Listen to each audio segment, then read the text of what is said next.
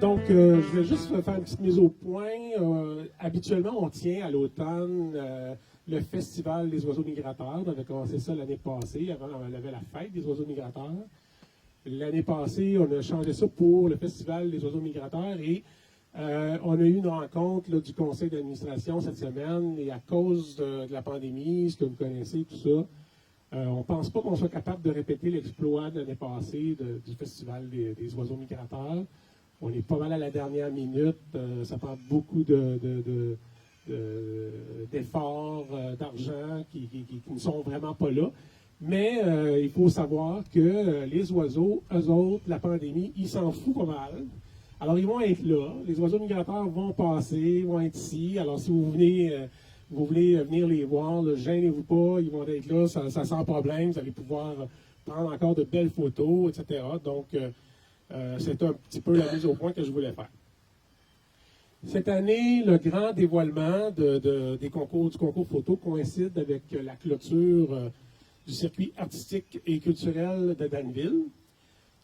Ça termine bien avec vous autres parce que vous êtes des artistes. Nos photographes là, inscrits, tous ceux qui se sont inscrits dans ce concours-là, ce sont vraiment de bons artistes. On est vraiment fiers de vous. Cette année, vous avez dépassé encore et vous nous avez fait passer un super bel été à regarder vos photos. On a vraiment eu beaucoup de plaisir à faire ça. Et je ne suis pas le seul. Et ça m'amène à vous dire que vous êtes du grand monde. Vous êtes du grand monde parce que vous l'avez fait, vous avez donné votre temps, vous avez donné votre talent, vous avez donné votre expérience aux gens. Vous avez partagé ça avec nous. Et c'est vraiment très, très, très apprécié. Vous avez fait aussi tout un partage entre vous autres et je suis content de vous retrouver tout le monde ensemble comme ça, ceux qui ont pu être là, parce que vous avez partagé entre vous autres, vous vous êtes encouragés, vous vous êtes félicités les uns les autres pour les belles prises de photos que vous avez faites. C'était vraiment beau à voir, je n'ai pas senti de compétition, c'était vraiment de toute beauté, on aime ça, on adore ça quand ça se passe comme ça. Alors, c'était très le fun de vous avoir et de vous avoir aussi de savoir que vous veniez d'un peu partout. On avait un photographe de Longueuil, il n'est pas là ici, là, avec nous, là. Hervé Fecteau, je crois. Alors, on le salue, il est peut-être à l'écoute présentement. C'est vraiment le fun de savoir que des gens qui se déplacent d'aussi loin que ça pour venir prendre des photos ici, puis qui aiment l'endroit, c'est un habitué. On le salue. Donc, et on a des gens de Sherbrooke, des gens de Saint-Denis de Brampton, des photographes qui nous viennent de Stoke, Plessisville, East Angus, Lawrenceville, Doswell et Sainte-Christine. Donc, ça fait beaucoup de beau monde. On a aussi de Saint-Adrien, de très près, on en a de Danville. Alors, c'est vraiment le fun de vous avoir avec nous. J'aimerais ça vous partager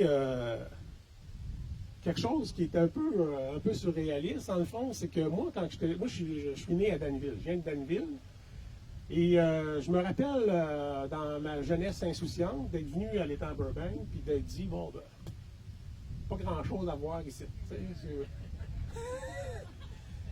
Il n'y a rien. Finalement, il y a un étendue d'eau, tout ça, tu sais. Et ce qui est vraiment le fun de voir, c'est qu'aujourd'hui, avec les années, et tout ça, on apprend à voir d'autres choses avec un œil différent, puis de voir toute la beauté de la nature qu'il y a là.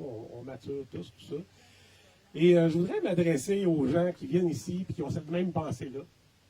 Si vous êtes encore en train de penser qu'il n'y a rien ici à l'étang Burbank, c'est parce que vous n'avez pas joint les amis de l'Étang Burbank, vous n'avez pas vu le concours de photos de cet été, parce que des choses, on en a vu, une puis un autre, beaucoup de belles choses. Alors, c'est vraiment super de tout ce qu'on a appris par vous autres dans le concours Facebook qu'on a eu. Et on a d'ailleurs appris de Joanne Vallerand que le romantisme commence jeune chez les adolescents colverts, que les remusqués ont aussi des chicanes de couple. On a appris ça. On a appris que les libellules pratiquent le Kama Sutra. Que le bruant revendique la danse des canards. C'est toute Joanne qui nous a appris ça. Que le 7 août, c'est la journée internationale de l'amérissage. Et surtout, que le héron vert pêche à la mouche. L'avez-vous poigné, celle-là? On a appris aussi avec Patrick Briand que les femelles colverts aiment les feux de la rampe. Il nous a appris aussi que les jeunes bernaches sont bien dans leur coton ouetté, comme les blue jeans bleus. On a appris de Pia Point, photographe de Sherbrooke, que le héron vert, c'est le mannequin de l'étang. Hein? Elle nous l'a photographié en marchant sur le catwalk. On a appris de Louise Bérubé qu'il y avait une tortue à l'étang qui donnait la patte, qui était bien domptée. On a appris plusieurs choses pratiques de M. Courtemanche, qui est très, très pratique. Il nous a appris que les sentiers étaient bien entretenus. Il nous a fait de belles photos du sentier. C'était super. Moi, j'étais très heureux de voir ça et de le savoir. C'est belle fun de savoir ça, que vous nous le disiez. Et on a appris aussi qu'on avait une toilette à compost à mi-parcours. Merci, M. Courtemanche. D'autres, ils sont allés avec plus de profondeur. C'est le cas de Rachel Villeneuve qui nous a parlé de l'unicité, d'accepter la différence avec une photo de papillon dont les ailes n'étaient pas identiques. Je ne sais pas si vous l'aviez poigné celle-là, c'était une excellente réflexion. Ensuite, on a eu des révélations comme quoi il y avait un crocodile dans l'étang, avec photo à l'appui, avec Louise Bérubé, qu'il y avait aussi un monstre dans l'étang avec Joanne Turgeon, une photo de ça. Et il y en a d'autres qui ont été un petit peu plus osés, donc Colette Jean, qui nous a appris que nous avions un arbre à fesses, ici même à l'étang. Louise Bérubé, quant à elle, elle a brisé tous les codes. Elle n'est pas ici, Louise, hein? Non, on ne l'a pas présentée tantôt, elle n'est pas là. Elle a brisé tous les codes en nous rappelant que les chevreuils font caca comme tout le monde. On te salue, Louise. Le concours oiseau, c'est 25 photographes inscrits. C'est plus de 460 photos, dont 160 photos de M. Courtemanche. Merci beaucoup. Donc, 90 photos de Joanne Vallerand. Merci, Joanne. 27 par Louise Bérubé, pour ne nommer que ceux-là. Merci à tous les photographes pour vos photos de hérons verts, de cormorans, de canards, de huards, de grèbes, de fulijules, de palulines, de bruants, de carouges, de jaseurs, etc. Mais même de quiscales. Et vous nous les avez tous rendus plus beaux les uns que les autres. Le concours style libre, lui, c'est 24 photographes inscrits, 290 photos soumises, dont 160, encore une fois, de M. Courtemanche. Ben oui. Merci pour toutes ces photos de chevreuils, d'écureuils, de libellules. Et un merci tout à fait spécial des photos de libellules. On est vraiment content que vous portiez l'attention. Daniel aussi est super content de ça. Parfois, vous n'avez pas les bons noms, par exemple. Vous devriez lui parler. Il va vous enseigner quelle libellule correspond à quel nom. Il y a aussi merci spécial pour les papillons, les tortues, les couleuvres, les visons, les remusqués, les couchers de soleil, les levées de soleil. C'était formidable. Je voudrais aussi offrir un merci tout spécial pour l'audace de Patrick Briand dans sa photo du passage, là, où il y avait une couleur bien orangée. C'était très audacieux de sa part. Merci à Lisette Croteau pour la première couleur qu'on a eue dans le concours de photos. La première grimace de chevreuil avec Louise Bérubé. Et aussi pour les champignons corail de la photographe Pia Pong. Merci pour cette vibrante participation. On espère tous que vous avez envie de participer au prochain concours. Le prochain concours, ça se veut un concours vidéo. On veut de vous On veut voir les belles envolées d'oies blanches, les belles envolées de bernaches, de canards, etc., qu'on va voir cet automne. Alors, on voudrait que vous nous partagiez ça. Alors, êtes-vous prêts à ce qu'on fasse l'annonce des gagnants? Ah, là, par exemple! Bon, donc, pour le concours Style Libre, il s'agit de la photo 28. Quelqu'un sait qui a fait la photo 28? C'est le photographe numéro 28 aussi. Il s'agit de Joanne Valran pour sa photo des deux rats musqués qui chamaillent.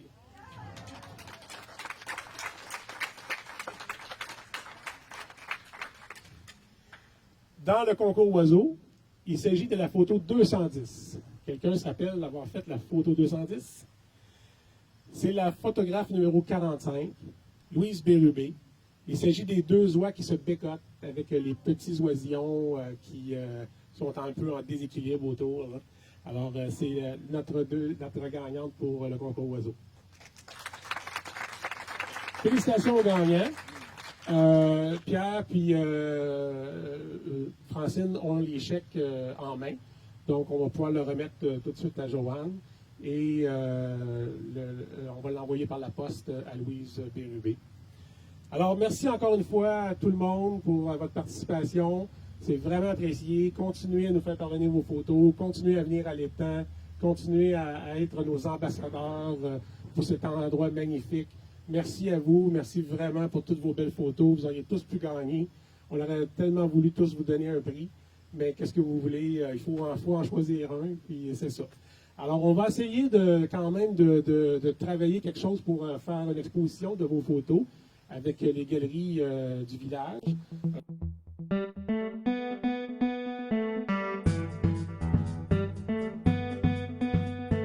Alors, je suis avec la gagnante du concours libre. Et ça voulait dire quoi au juste? Ben, c'est tout ce qui est autre chose que les oiseaux. Donc, il y avait la catégorie oiseaux, mais il y avait tout ce qui est autre chose. Donc, ça pouvait être grenouilles, rats musqués, paysages, etc.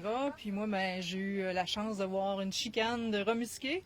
Donc, j'ai eu 2 secondes d'écart, 2 photos, puis il y en a une qui était vraiment à mon coup de cœur. Donc, c'est quelque chose qui m'a marqué. Puis j'avais décidé dès le début que ça serait elle. Fait que j'ai pris celle-là, puis c'est ça, ça a été payant. J'ai oublié de vous présenter au début, c'est Mme Joanne Valran. Oui. C'est ça. Oui. Et vous êtes de quel endroit? De Sainte-Christine. De Sainte-Christine, Oui. tout près de Valcourt. Exactement, 40 minutes d'ici. Et Sainte-Christine, c'est quand même quelques bonnes minutes d'ici. Est-ce que vous êtes venu fréquemment à l'étang pour les photos? Oui, ben moi j'ai découvert l'étang il y a 2 ans. Mais cet été, j'ai eu la chance d'avoir plus de temps, puis je voulais vraiment suivre l'évolution de l'étang. Donc, à partir du printemps, quand on était capable de venir, puis de voir l'évolution, les oiseaux, les nidifications, donc tout ce qui se passait, pour voir vraiment du printemps à l'automne. Puis ça a été payant. En fait, je suis venue minimum une fois par semaine. Puis quand il y avait de l'action, ben, je revenais le lendemain pour continuer mon plaisir. Ben, j'imagine, ça a dû être plaisant et c'est quelque chose. De la photo, vous en faites depuis longtemps? Non, ça fait à peine 3 ans. Oh là là! J'ai commencé avec les champignons, puis je suis tombée en amour des oiseaux à un moment donné. En fait, le défi est intéressant pour leur beauté, en fait, les plumages, mais aussi pour tout ce qui est mouvement. Donc, ça donne un défi beaucoup plus grand aux photographes que de poser quelque chose qui est statique. Donc, il y a l'effet lumière, mais il y a l'effet mouvement, en décollage, amérissage, etc. Ou bien toutes les mimiques qu'ils vont faire là, entre eux.